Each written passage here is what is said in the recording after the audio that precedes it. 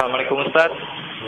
Jadi saya dulu itu pernah kodarullah terjerumus menjadi seorang YouTuber Ustaz. Saya bikin-bikin video di YouTube terus viral dan lain-lain. Dan saya juga berpenghasilan dari situ, di mana iklannya ada kayak wanita yang tidak menampakkan aurat, musik dan sebagainya Ustaz. Tapi alhamdulillah sekarang sudah berhenti Ustaz. Bagaimana status dari penghasilan saya sebelumnya Ustaz? Apakah boleh saya pakai setelah saya berhenti sekarang ini, atau tetap haram untuk dipakai?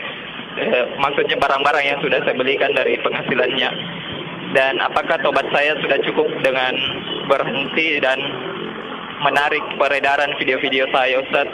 Atau saya juga harus memberitahukan ke khalayak umum kembali bahwa apa yang dilakukan saya sebelumnya itu salah dan seharusnya tidak ditiru, karena kemungkinan ada juga tidak menutup kemungkinan ada yang meniru Ustaz, karena kodarullah cukup viral dulu, hampir kayak 1 jutaan yang nonton beberapa video.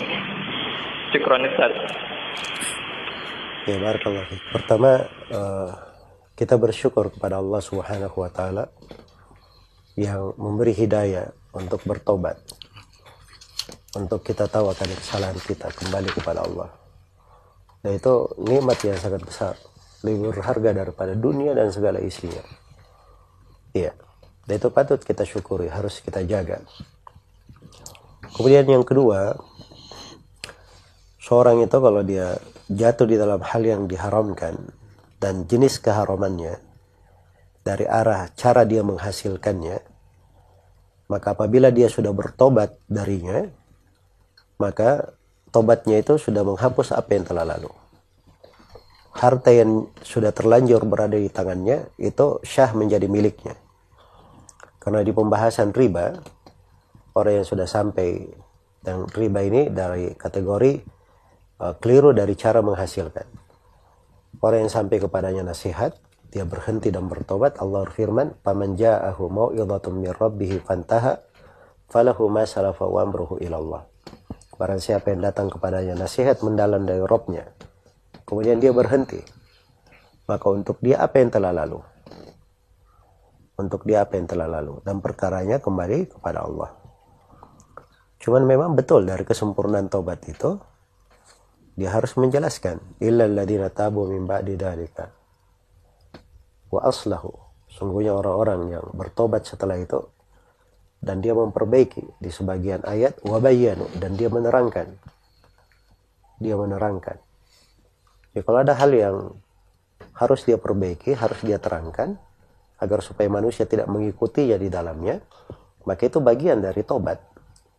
Ya, harus dia lakukan agar supaya tidak menjerumuskan orang jatuh di dalamnya. Kalau sudah dia lakukan hal tersebut, ya sisanya dia serahkan kepada Allah Subhanahu wa taala. Semoga Allah memberi ampunan dan taubat kepada kita semua. Wallahu taala a'lam. Ustadz, apa hukumnya mendapat uang dari YouTube dengan konten yang bermanfaat, misalnya potongan kajian Ustadz? Saya kok nggak dapat fee? Ini yang pertama ya. Yang kedua, YouTube memberikan iklan-iklan ya.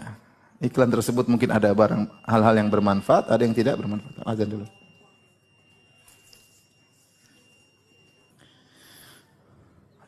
Mengenai mendapatkan bonus dari YouTube ya, tentunya kita punya kaidah ya, wa ta'awunal birri wat taqwa wa la ta'awunal ismi wal udwan, saling tolong menolong kebaikan dan tidak tolong menolong dalam keburukan. Kalau ternyata uang tersebut dari iklan hal-hal yang bermanfaat, maka tidak masalah.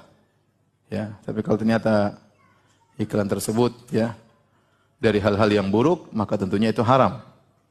Kalau tercampur antara baik dan buruk, maka ini perlu ditinjau kembali ya. Apakah keburukannya sedikit atau banyak? Ya. Allah alam bisawab. Tapi kalau saya sendiri saya tidak suka ya, karena iklannya biasanya ada musiknya, terkadang wanita terbuka auratnya ya. Kalau saya bilang lebih baik tinggalkan hal tersebut, mending cari dari hasil yang halal ya. Ya. Karena kalau kita ikut mengiklatkan kemaksiatan, berarti kita punya saham di situ. Saham akan tersebarnya apa? Kemaksiatan. Allah alam bisawab.